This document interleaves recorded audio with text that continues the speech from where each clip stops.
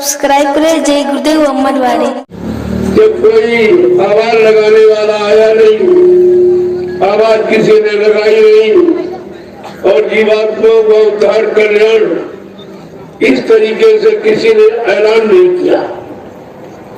बाबा जी ने ऐलान किया है कि मैंने जिनको नाम दान दिया या जिनको नाम दो शब्द दो पकड़ाई, जब तक इनकी जीवात्मा को इनके घर नहीं पहुंचा लूंगा तब तक मैं मानव शरीर को छोड़ के जाने वाला नहीं हूँ।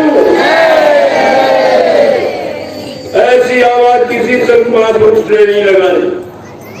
यद्यप कलयुग में हजारों संत आए और सबने नामदान दिया, ये 5 नाम सबने दिए, लेकिन ये आवाज किसी ने नहीं लगाई और ये वादा किसी ने नहीं किया कि जिनको मैंने नामदान दिया जब तक जिनकी जीवात्मा को घर नहीं पहुंचा लूंगा मैं मानव शरीर को छोड़ के जाने वाला नहीं हूँ।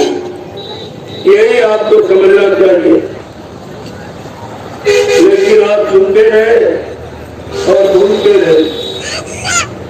सुना तो आपने लेकिन भुला दिया। अगर एक वचन को आपने संभाल के रखा होता तो प्रेमियों और शंका का कोई विषय नहीं था। शंका तो जब होती है जब लोग भूल जाते हैं। अज्ञानता का दूसरा नाम शंका। जब आप भूल गए बच्चों को भूल गए तो गुरु को भूल गए, गुरु को भूल गए, उनकी दया आप पर चली गई और दया चली गई फिर आपको मिलने वाला क्या? अरे दया ही काम करेगी और दया को आपने बुला दिया। इसलिए एक वचन को बड़ी सावधानी के साथ कल मैंने आपको एक इशारा किया। अभी मैंने कुछ कहा नहीं, केवल इशारा, क्योंकि इशारा समझदार के लिए होता। अगर आप समझदार होते, गुरु के वचनों को समझ लिए होते और गुरु के वादे को जान लिए होते तो इतनी बड़ी भूल आपसे नहीं होती कि आप गुरु को ही भूल गए, उनके वचनों को भूल गए। उन्होंने जो प्रतिज्ञा की है इस भूमंडल पर जो आज तक किसी ने नहीं की, वो है युग परिवर्तन। यहाँ कोई रीत परिवर्तन नहीं कर पाया। युग परिवर्तन तो बहुत बड़ी बात है। यहाँ रीत परिवर्तन कोई नहीं कर पाया, लेकिन बाबा जी ने अपना परिचय दिया कि मैं युग परिवर्तन करूंगा। और वो भी बीच में यहाँ धर्मशास्त्रों ने ये कहा कि जब एक युग समाप्त हो जाता तब दूसरा युग लगता। लेकिन बाबा जी ने अपनी समृद्ध शक्ति की पहचान दी। अभी कलयुग का प्रथम चरण 5,500 वर्ष की निकलवाए और बीच में ही आवाज लगा दी कि कलयुग में कलयुग जाएगा और कलयुग में सतयुग आएगा। फिर भी तुम्हारी समझ में नहीं आया कि आवाज लगाना वाला कौन है, जब इस धरती मंडल पर कोई नहीं आया और ये आवाज लगाई जा रही, इसका मतलब मालिक खुद आया होगा। तुम गुरुओं के चक्कर में मत रहना, ये गुरु का काम नहीं है, मालिक खुद आया हुआ। जब कलयुग के लोग गुरुओं को भूल गए, संतों को भूल गए, सदगुरुओं को भूल गए, तभी अनामी महाप्रभु स्वतः मानव चोला धारण करके मृत्यु मंडल में हम सब जीवात्माओं के उद्धार के लिए आ गए और उन्होंने आवाज लगाई। चुपके से नहीं आवाज लगाई, सारे हिंदुस्तान में घूम घूम कर हिंदुस्तान का कोई प्रांत, कोई जिला, तहसील, ब्लॉक, शहर, कस्बा, गली, गांव कुछ छोड़ा नहीं जहां पर बाबा जी ने समय की आवाज उन्हें लगाई हो, जानकारी न दी हो, जीवों को निधि हक पहुंचाने का वादा न किया हो, फिर आप भूल कैसे हैं? इसका मतलब आपने गुरु वचनों को संभाल के नहीं रखा, इसीलिए आपसे ये भूल हो गई। तो आज आपको अचानक फिर एक मौका मिल गया चलते चलाते कि उनके बचनों को जानो, वो किस काम के लिए आए और कौन सा काम करके जाएंगे। गुरु का काम है काम करना, और बिना काम किए कोई नहीं किया। जो छोटी छोटी शक्तियां आई उन्होंने भी काम करने का जो वादा किया तो काम करके ही।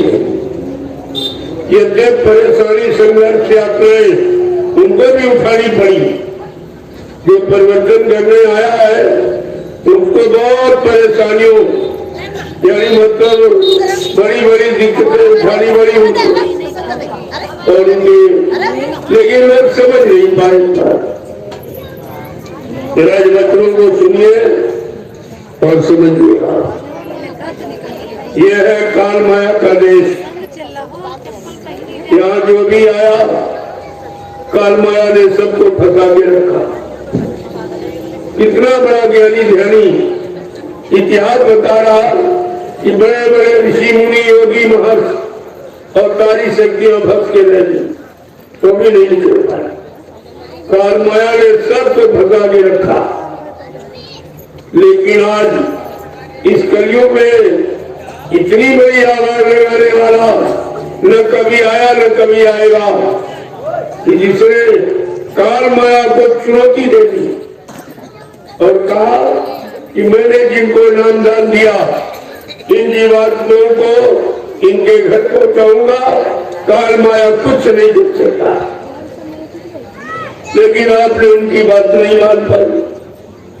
तुम्हारे कानों ने तो सुना लेकिन तुम्हारे मन ने स्वीकार नहीं किया और तुम सब शंका में चले गए।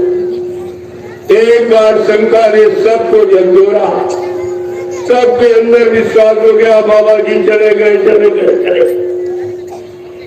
क्योंकि अगर आपने आपके पास बच्चों की मजबूती होती, गुरु आदेश का पालन किया होता तो शायद ये भूल आपसे नहीं हो।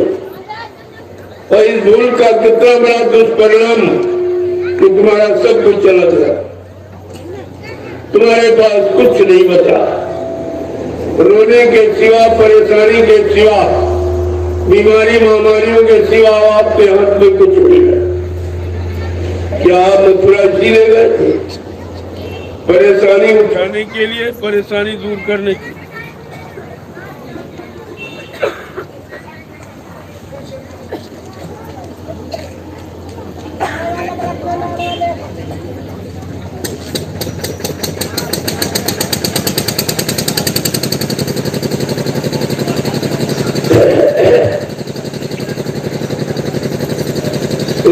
वचन को सुन लीजिए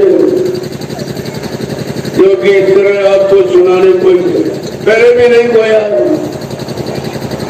क्योंकि तुम्हारी चिंता और किसी को नहीं, सबको अपनी अपनी चिंता पड़ी।